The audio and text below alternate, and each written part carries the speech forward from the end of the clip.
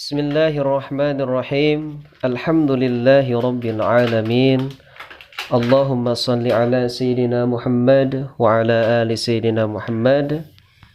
Baik, sahabat kuntum yang mudah-mudahan selalu ada dalam lindungan Allah Subhanahu wa taala. Insyaallah pada kali ini kita akan sama-sama membahas tentang dengung coding 3, yang mana dengung coding 3 ini terletak pada metode ritme otak, yang mana codingan tersebut diantaranya ada coding 1, 2, 3, 4, 5, 6. Codingan tersebut insyaallah akan mempermudah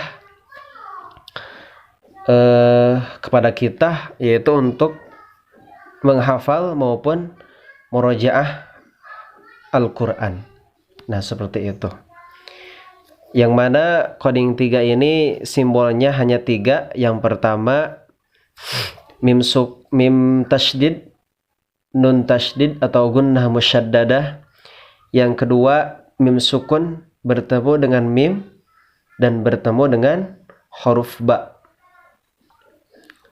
Dan yang ketiga nun sukun atau tanwin yang bertemu dengan hukum idgham bi gunnah, hukum iklab, dan huruf-huruf ikhfa. Nah, seperti itu. Baik sahabat kuntum sekalian, sebelum melanjutkan pada hukum tajwid yang tertera dalam coding 3, di sini saya akan menjelaskan dulu maksud dari dengung itu apa gitu ya. Jadi dengung itu menurut ilmu tajwid secara bahasa as-sautul ladzi yakhruju min aqsal khayshum. Nah, itu ya. Suara yang keluar dari pangkal rongga hidung. Nah, itu suara yang keluar dari pangkal rongga hidung. Nah, sedangkan menurut istilah sautun ladzizun murakkabun fi jismin nun walau tanwinan wal mim fi jam'i ahwaliha. Suara yang indah dan teratur pada huruf nun, termasuk juga tanwin dan huruf mim dalam segala macam kondisinya. Nah, baik sahabat kuntum yang dirahmati Allah Subhanahu wa taala, yang pertama tadi simbol yang pertama dari codingan 3 ini atau dengung ya. Ada mim tasydid atau nun tasydid, yang mana gunnah musyaddadah. Jadi apabila di dalam Al-Quran menemukan huruf nun tasydid dan mim tasydid, maka kita wajib mendengungkan serta ditahan. Nah, itu ya. Misalnya dalam lafaz Qul a'udzu birabbin nas. Nah, di sana ada kata annas, bin nas. Nah, di sana ada nun berharkat tasydid, maka wajib didengungkan dan juga ditahan. Qul a'udzu birabbin nas. Nah, bagaimana cara menahan gunnah? Jadi cara menahan gunnah itu minimal 2 ketukan. Bisa juga lebih bisa. Nah, misalnya Qul a'udzu birabbin nas. Qul a'udzu birabbin nas. Nah, itu pada huruf nun berharakat tasydid. Yang keduanya contoh mim berharakat tasydid.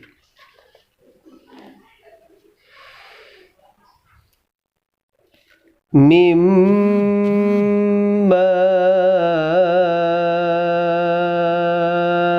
Nah, di sana ada mimma. Nah, di sana ada huruf mim berharakat tasydid. Wajib ditahan dan didengungkan. Mimma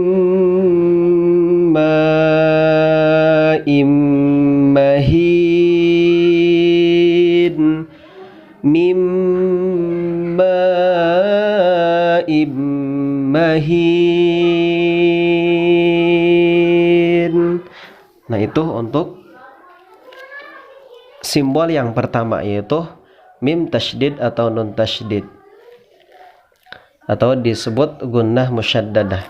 Dan simbol yang kedua ada mim sukun bertemu dengan kembarannya, atau mim sukun bertemu dengan huruf mim, dan mim sukun bertemu dengan huruf ba. Nah, itu atau bisa disebut juga ikhfa, ya, ikhfa syafawi. Nah, ikhfa syafawi, mim sukun bertemu dengan ba, dan idgham mimi atau idgham mutamatsilan, yaitu mim sukun bertemu dengan mim.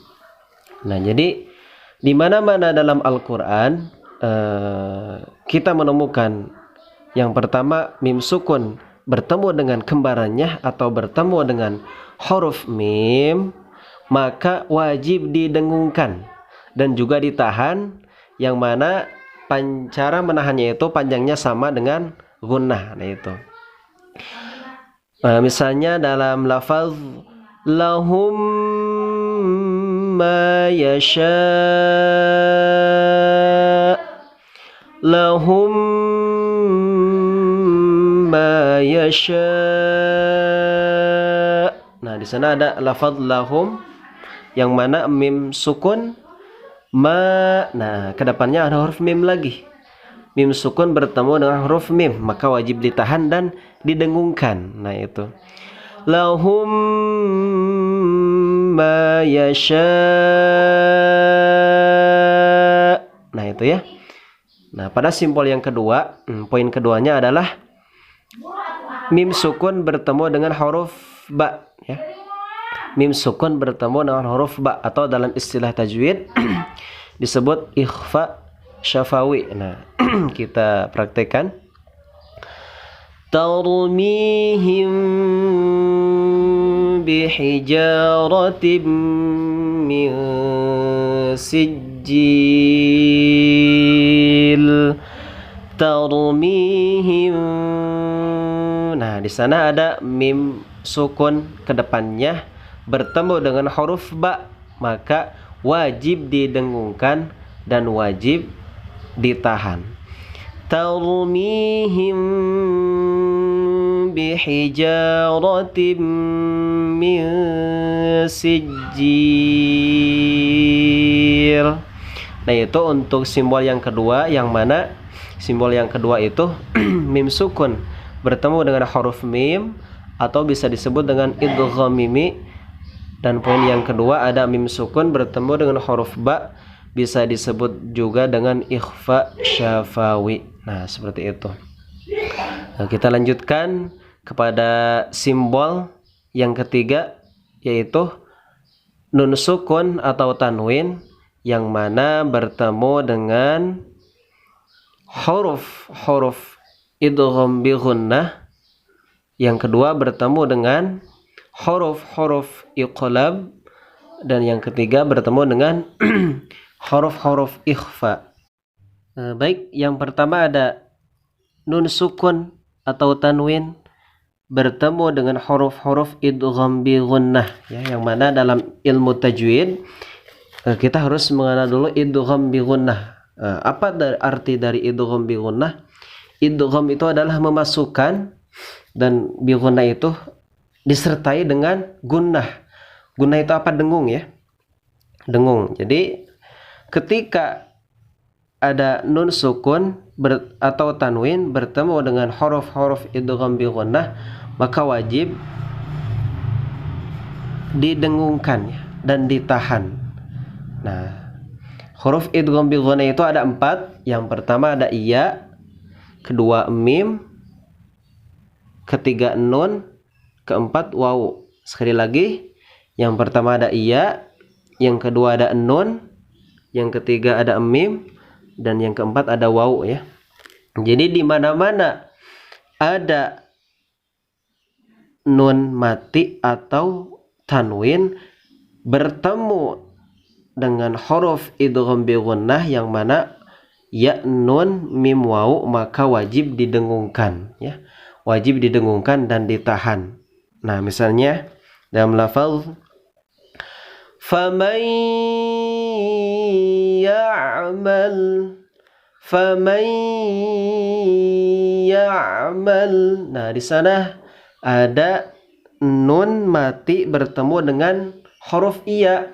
Nah, yang mana huruf iya ini huruf idgham bi gunnah, maka wajib ditahan dan didengungkan masuk ke rongga hidung. Faman ya'mal, faman ya'mal. Nah, contoh yang kedua, syai'in wakil,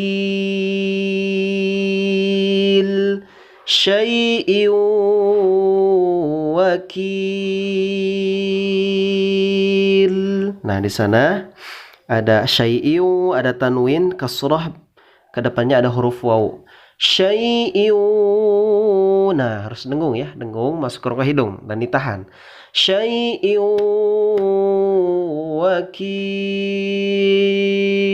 wakil. Nah, itu ya.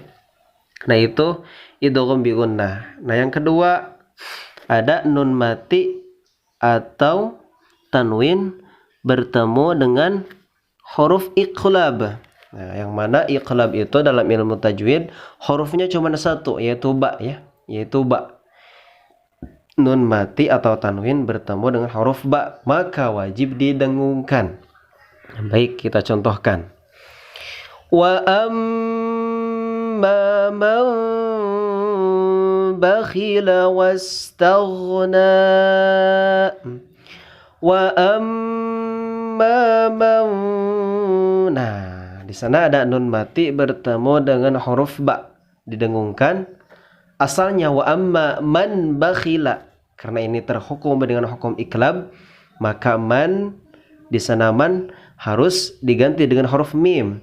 Wa amma man bakhila wastaghna, didengungkan dan ditahan.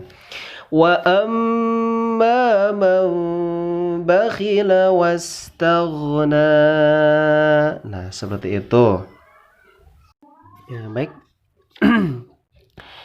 Yang terakhir simbolnya yang ketiga yaitu nun mati atau tanwin bertemu dengan huruf-huruf ikhfa ya. Huruf-huruf ikhfa. Nah, itu. Nah, perlu kita ketahui bahwa huruf-huruf ikhfa itu ada 15 ya. Yang mana ada shad, ada dha, ada tha, ada kaf, ada ja, ada sya, ada qa, ada sin, ada da, ada ta, ada za, fa, ta, dha, dha. Nah, itu huruf-huruf ikhfa ya. Yang mana dalam kitab Tuhfatul Atfal ya, huruf-huruf ikhfa ini disatukan dalam lafaz sif dathana kam jada syakhsun qad sama dum tayyiban zid fi tuqa da' zalima. Itu yang mana dari bait ini itu menerangkan tentang huruf-huruf ikhfa. Nah, itu so, dha, tha, ka, ja, sya, qa, sa, da, ta, za, fa, ta, dha, dha. Nah, itu ya. Jadi maksud dengung itu ketika ada nun mati atau tanwin menghadapi huruf-huruf ikhfa yang barusan Anda sampaikan yang 15 itu, maka wajib didengungkan ya. Maka wajib didengungkan. Nah, misalnya dalam lafaz anfusakum,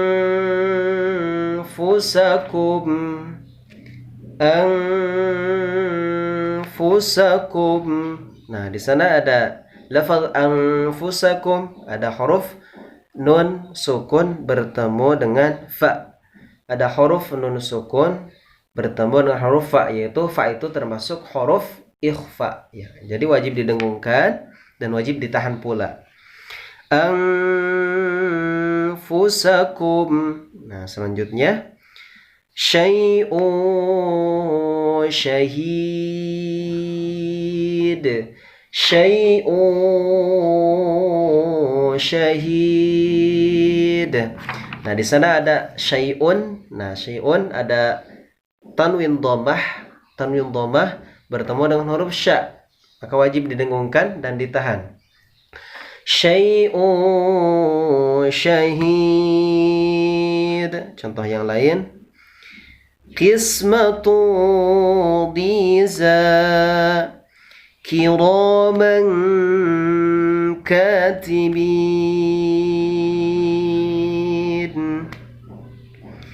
khamsatu sadisuhum.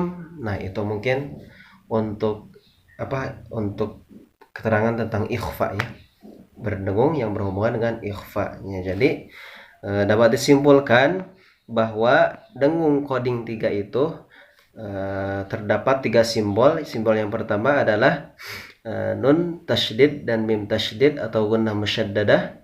Yang kedua, mim sukun bertemu dengan huruf mim atau disebut dengan idgham mimi. Selanjutnya ada mim sukun bertemu dengan huruf ba yang disebut dengan ikhfa syafawi. Dan simbol yang ketiga ada nun sukun dan tanwin bertemu dengan idgham, bertemu dengan huruf idgham bi gunnah, bertemu dengan huruf iqlab, dan bertemu dengan huruf ikhfa. Nah, seperti itu sahabat kuntum sekalian. Jadi apabila nanti pada perjalanan menjalankan metode ritme otak sedang menghafal atau murajaah, ketika di codingan ada huruf 3, maka wajib didengungkan dan ditahan, yang mana coding 3 itu di dalam coding 3 itu ada rahasia. Maksud rahasia itu terdapat hukum-hukum tajwid yang mana barusan kita bahas ya. Yang mudah-mudahan untuk pembahasan kali ini dapat dimengerti oleh sahabat kuntum sekalian, yang mudah-mudahan selalu istiqomah dalam menghafal Al-Quran, menjaga Al-Quran, membaca Al-Quran, memaknainya dan mengamalkannya. Yang mudah-mudahan kita semua dapat dipertemukan di jannah firdaus Allah subhanahu wa ta'ala. Amin ya rabbal alamin. Aqulu qawli hadza. Mohon maaf bila ada kesalahan, khilafan, yang mudah-mudahan ada dalam ampunan Allah subhanahu wa ta'ala. Amin ya rabbal alamin. Wallahu alam bisawab.